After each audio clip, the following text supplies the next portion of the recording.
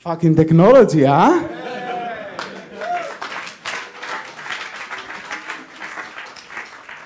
Would you like to add something? No, thank you. You've got the microphone. All right. Anyhow, recently there was this book published called The Hacker's Manifesto. Anybody's read it? Anybody's in the room read it? Hacker's Manifesto? Raise your arms. What do you think of it? Useful, not useful, bullshit, worthwhile information? Bullshit. Ridiculous. Useful. Useful. Basically, the main thesis in the book is that our world, our economy, is no longer dominated by what we would call capitalists. Capitalists have been for a long time a dwindling figure in the economy. They are disappearing slowly, but they are disappearing. So what this dominant class is slowly, yet gradually, replaced by is hackers. Hackers who have access to those vectors through which information flows. That sounds like bullshit.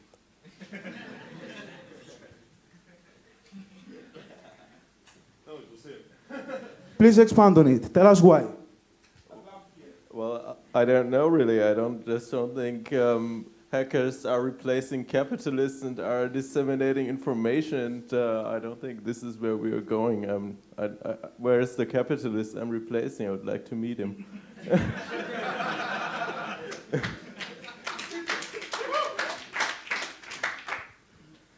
Well, it's not that hard to find. I'm having this friend. We go back a long time. We were together at the university. He graduated in computer science, and while being a student, he would go like, open source rules, free software, you know, having t-shirts. He was what you call a hacker, somebody who programs a lot, who likes technology, who lives with technology. Anyway, years went by. He graduated. He says, what do I do, Mom, now? Mom says, get a job. So he got a job at the University of Crete. The wage there is not that big, it's not that large, not that much money. So he says to his mom, Mom, what do I do now? I want more money. I want to buy myself a nice car. So his mom goes, well, you should sell something, offer people a service. That's the way to make money. So what he does, his hobby was electronic music. He is composing music using this Imagic Logic software. Upon his return to Greece, to Crete especially, he realized that the scene of rave was very much underdeveloped there, nearly non-existent. So what he did was, he set up this organization, a profit-driven organization, and he went about to organize events like parties, going to clubs and saying, I want to do this party tonight, and so basically charging people a fee for participating in the events that his company organizes. There is nothing wrong with making money. What is wrong with him is that if you ask him, he has an E1 connection to the net. He's inside the university, therefore he has access to a fast connection line. And he downloads music from the net. Every day. Minute after minute, he downloads album after album. If you ask him, please, can you copy this CD for me? I love this artist, and I would like to listen to his latest album. And you ask him, please make a copy for me. He says, no copy for you. Why not? Since you've copied that music from the net, you've downloaded it, you never paid any money. So why you don't give it to me for free? Because he says, if I give you this music for free, you might be tempted to do the same thing I do to make money. So where he's located in Crete, no matter how absurd and how weird that might sound, having access to music, having plenty of music, thousands of digitalized albums, is the basis on which his power is built. There are a few people, mostly DJs, coming from the old school with vinyl and you know what I'm talking about. But they are not digitally inclined. They do not use the net. They do not know where from they should go to download music. They just know how to DJ. So all those people come around my friend and tell him, look, if you allow us, if you give us some of that music you've downloaded, we'll do anything for you. We'll become your slaves. He's a hacker, don't take me wrong. I'm not equating him with you. All I'm saying is that hackers, because we live in an increasingly digital society, digital economy, an economy in which immaterial products like CDs, like everything basically. I mean, Microsoft has 10 times the market capitalization of Ford. Ford has assets that cost 10 times more than the entire Microsoft. So why does Microsoft has a higher market capitalization, which means that if Bill Gates was to go to the stock exchange and say, look, I'm out of Microsoft, please give me my money, he would get more money than Ford. Why is that so? Because our economy nowadays is more than ever established on the value of immaterial products. Do you agree with me? Hold on. I think you should be very careful when you say immaterial product. A CD is not, I mean, a CD is not at all immaterial. Yeah, but the value of the CD is not in the material format. That's right, that's right. It's what is inside, stored inside. That's right, but it comes out of a production of work. So what actually is immaterial in this? This is a material product, huh? Matter, plastic. I didn't pay 1,500 euros for the plastic. What I gave the money for is for all this condensed knowledge that makes up what's inside. What's inside it, like Marcos X, is immaterial. You need to put it in a CD to take it with you, but still some sort of language code that only makes sense if I regard it as something immaterial.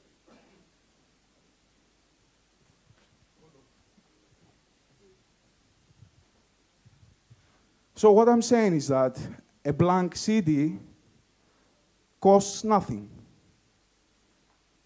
A CD in which music, especially by famous artists, is being stored in, costs much more. So the value is not in the material device used to transmit and to carry that value along, but it lies in what's in there, immaterial, behind the surface, behind the plastic. Please. I think it's a myth. I think you or whoever paid 1,500 euros because the company thought with 1,500 euros they could make out their profit. Because with 2,000 euros less people would buy it, and with 1,300 euros they couldn't get a big enough cut of it. I don't think the price is the matter here, because we're talking about, I mean, this specific computer is an apple, and it's, I don't know if we should, if I should need to say it, but Micro X contains a lot of intellectual property, and this is also what you buy. And if I go to China, I live in China sometimes, and if I go there and say I want to, I go to some kind of factory and say, or produce me some integrated circuit chips, and they tell me, okay, we do it for, say, an amount of money that is N, and so what my problem is not that I cannot produce those chips, but I don't have the knowledge. I don't know what to do. This is the information. Yeah, I think equating value with price is the myth. Creating value? Equating. Ach so, ja, mit Geldblätter. I just had some problem understanding his English, so I asked him in German. So he said that worth is money. That's the myth. You didn't? No. Why didn't you just say it? I said that is the myth. Yeah, of course. That's the myth. So we can make money out of the myth. If the myth is successful, we can accumulate money because of it. We can make money out of it. yeah, of course. That's what you're saying? Of course. Cannot disagree. We see this. All right, more contributions. Thank you.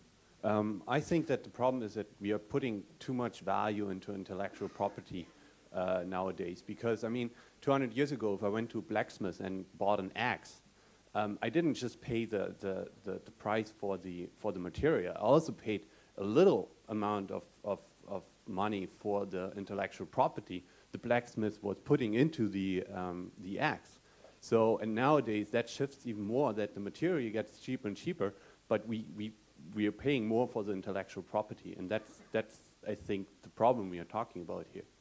That we are paying for the information. The information is always bound to a carrier, which is the laptop or the CD or whatever. And the carrier gets cheaper and cheaper, but the information gets more expensive. Thank you.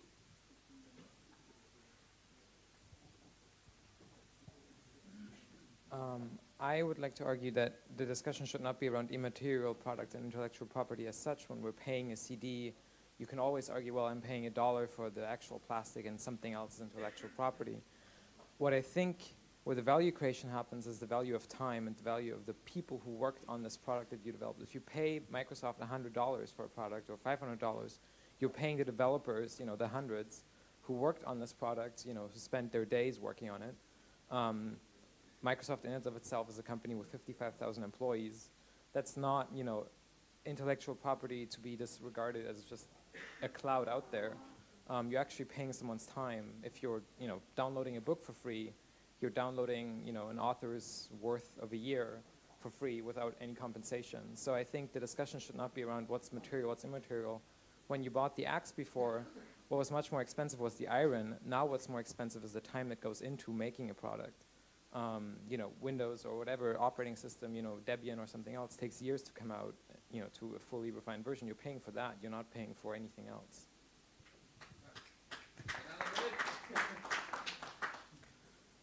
Please, applaud. Please. That's where I wanted to go to. The point is not whether a product or something can be digital or not. What is important is the process through which this thing comes into being. What matters is not the result, the final product of the production process, but the production process itself. Right now in this room, and I have the privilege of having met him personally, is a unique thinker. What he says is that the object of intellectual property is not to create wealth, is not to make money, but intellectual property is first and foremost designed to control people. According to one of his papers, IBM has a patent on how to employ and retain free software developers, which means that if you've ever developed a line of HTML, you would have to get IBM's permission before going to work at any other company. Is that insane or not? Yet this patent exists. Has anybody inside this room ever developed a single line of HTML? Raise your hands, please. Everybody? So unless you work for IBM, you have to go to IBM and get permission to work elsewhere. This situation has not been demonstrated to its full extent, mostly because it's not necessary for them to do it right now. Yet soon, I believe the time will come when intellectual property will be used, will be deployed for what it actually is, a mechanism to control workers, not a mechanism to make money by selling immaterial or material products. What is important? I mean, we have people like Lawrence Lessig, and he says, intellectual property should be reformed because there is a big, major difference between material and immaterial products. That's bollocks. What's important is the production process, as you said. It takes 3 or 4 or 5 years' time to produce something like Microsoft Windows. So, say I'm a Windows developer. I've spent 5 years of my life developing Windows. Can I go to another company and say, look, I've developed Windows, and that's the product of my labor, and I'd like to take it with me and apply it to a different situation, in a different company, in a different production setting? No, because Microsoft or Microtheft would object to my doing so. She would say, listen, you signed this intellectual property agreement, it's included in your contract, and you cannot take your knowledge of Windows with you when you go to work elsewhere. I saw somebody raising his hand. Would you like to add something? Yeah. There is a major flaw in the example of the X, because intellectual property is not about paying for the knowledge.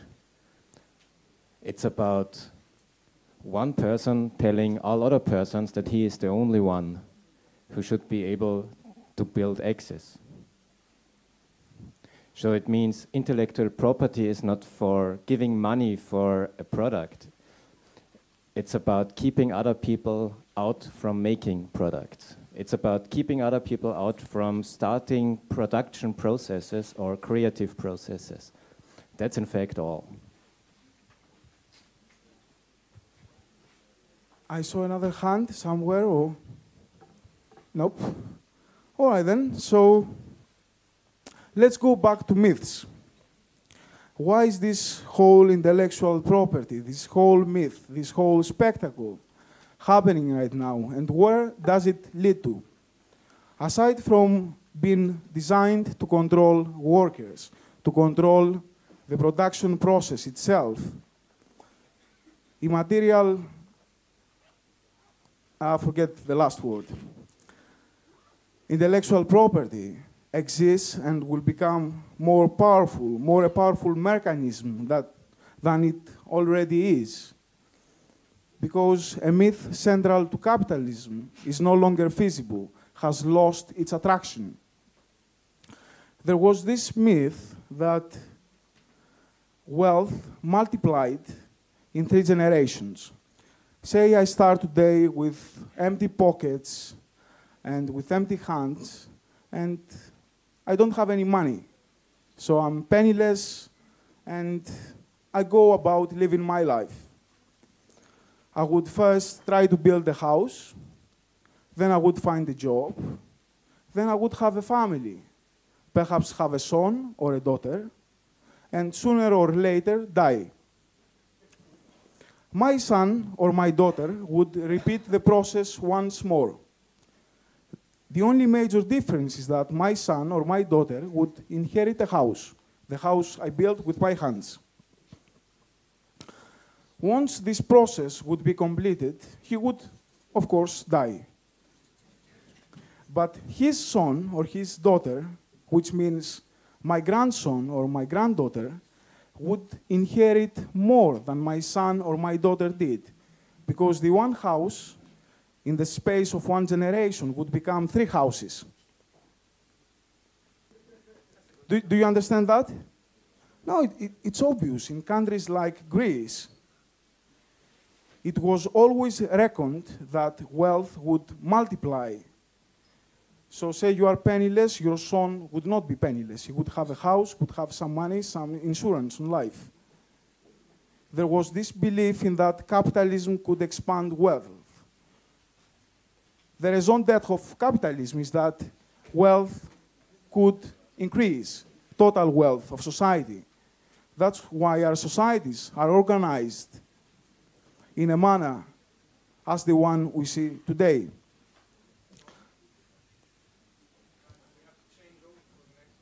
Do we? I don't want to go. All right, then. So I hope I was not a pain in the ass since I didn't have the mic in the very beginning of this conversation. I would like to take it further with you. So please, you know, just grab me outside, say, look, you say bullshit. I want to tell you that in person. And that's why I'm thinking you're saying bullshit. I'd like to thank you all for being here. It's a great honor for me to be among this excellent crowd of people. And always remember, the hottest places in hell are reserved for those who, in times of great moral crisis, maintain their neutrality. Thank you a lot.